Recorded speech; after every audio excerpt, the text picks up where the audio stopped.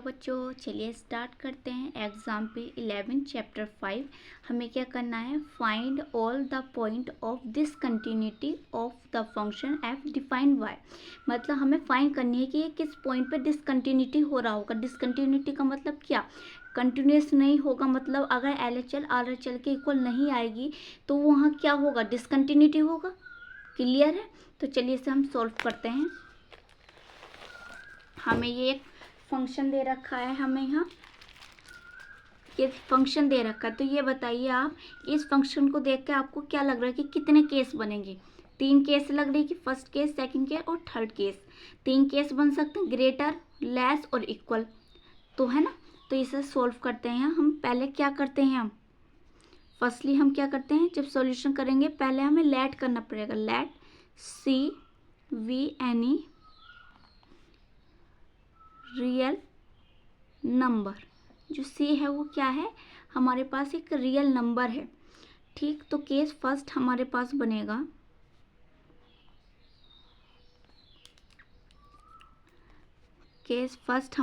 ये बनेगा कि हम पहले ले लेते हैं जो सी है वो क्या है? स्मॉल देन क्या है? 1 है। अब ये बताओ कि सी जो है वो छोटा है 1 से। तो मतलब यहाँ मान लो सी है तो यहाँ x की जगह सी है, तो सी कहाँ छोटा है? इस वाले फंक्शन में सी छोटा है, यहाँ तो सी बड़ा है, यहाँ हमारे पास सी क्या है? छोटा है। तो कौन सा फंक्शन हुआ हमारे पास? fx equal x+2। यही तो फंक्शन हुआ हमारे पास, x+2। अब इसे भूल जाओ आप कि ये कोई फंक्शन हमें गिवन है। अब बस ये फंक्शन गिवन है, तो ये क्या फंक्शन है? एक है या 2 फंक्शन है? एक फंक्शन है। तो ये एक फंक्शन में क्या होता है कि हमें LHL और RHL अलग अलग निकालने की ज़रूरत नहीं होती है। यहाँ क्या रखते हैं? पहले हम डायरेक्ट रखते हैं, देन लिमिट में रखते हैं और हमारे पास आंसर आ जाता है। तो हम LHL RHL नहीं निकालेंगे अलग अलग।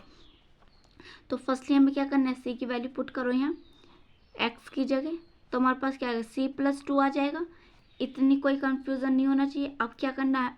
अब हमें लिमिट में रखना। तो लिमिट में रखेंगे x जो है वो अप्रोक्स कर c पे इक्वल टू लिमिट x की वैल्यू एक्सटेंड करिए c तक, और यहाँ फिर क्या लिखते हैं? x fx जो हमें दे रखा है ये, और यहाँ क्या रखेंगे? C+2। तो हमारे पास ये देखो यहाँ C+2 और C+2 आ गया। तो ये क्या आ गया है? इक्वल आ गया है। हमने डायरेक्ट लिमिट भी तो रखा, LHL RHL अलग अलग तो नहीं निकाले। ये आपको मैं समझा रही हूँ कि अगर एक फंक्शन है तो अलग अलग नहीं करेंगे हम। तो हमारे पास यहाँ क्या आया?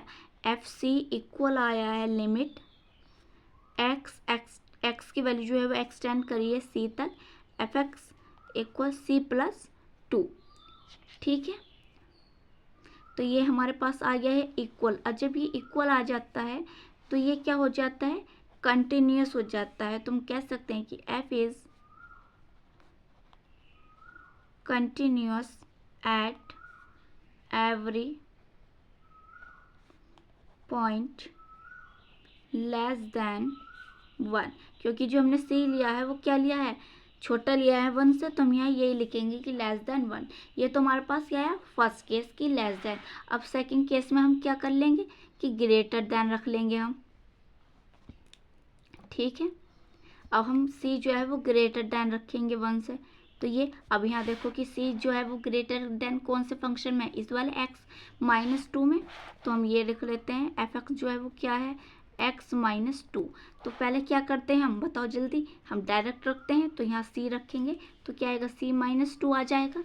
अब लिमिट में रखेंगे, एक ही फंक्शन है तो LHL RHL हम अलग अलग नहीं निकालेंगे।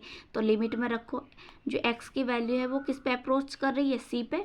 fx इक्वल अप्रोच बोल रही है, एक्सटेंड बोल दो। लिमिट x की वैल्यू जो एक्सटेंड कर रही है वो कहाँ कर रही है? c पे कर रही है। और हमारे पास क्या है? fx ये है। अब यहाँ जो है वैल्यू पुट करो C-2।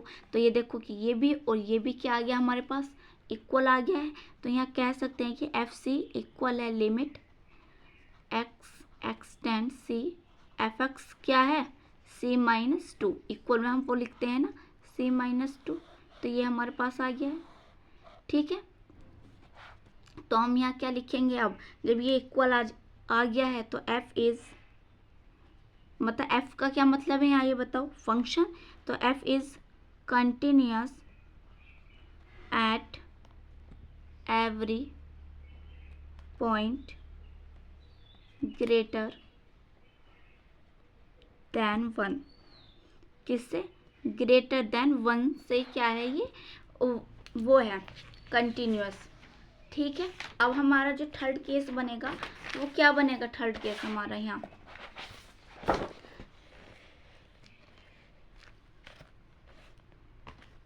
थर्ड केस हमारा यहाँ देखते हैं। ये थर्ड केस में क्या होगा? इक्वल आएगा। तो हमारे पास यहाँ लिखते हैं, ये हमारे पास आ गया है थर्ड केस कि अब सी की वैल्यू क्या होगी हमारे लिए? इक्वल होगी किसके? 1 के। तो यहाँ लिखो लेट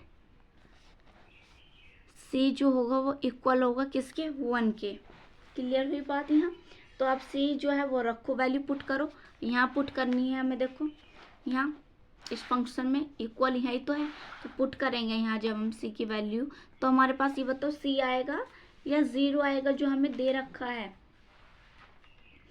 सी आएगा या 0? 0 आएगा ना, क्योंकि यहाँ कोई एक्स कोई है जहाँ हम वैल्यू पुट कर पाए। तो हमारे पास क्या आएगा? यहाँ 0 आएगा। अब हमें क्या लेनी है? यहाँ एलएचएल ले लेनी है। तो एलएचएल लेते हैं तो हमारे पास क्या आता है? लिमिट एक्स की वैल्यू जो एक्सटेंड करिए 1, निगेटिव आएगा positive, negative F x equal limit x की वैल्यू जो एक्सटेंड करिए ये यहाँ कर रही है, और एक्स।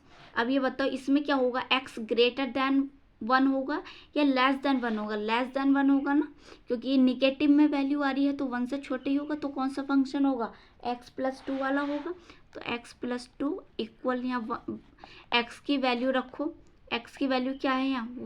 1+2 इक्वल क्या आ गया हमारे पास? 3 आ गया है। ठीक है, अब हमें क्या लेनी है? RHL ले लेनी है।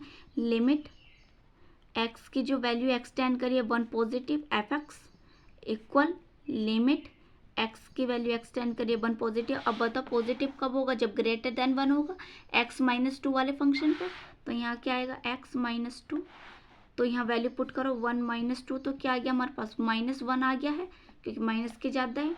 तो आपने यहाँ देखा कि जो FC है वो is not equal to LHL। LHL क्या निकल का आई है हमारे पास? 3 निकल का आई है, नॉट इक्वल।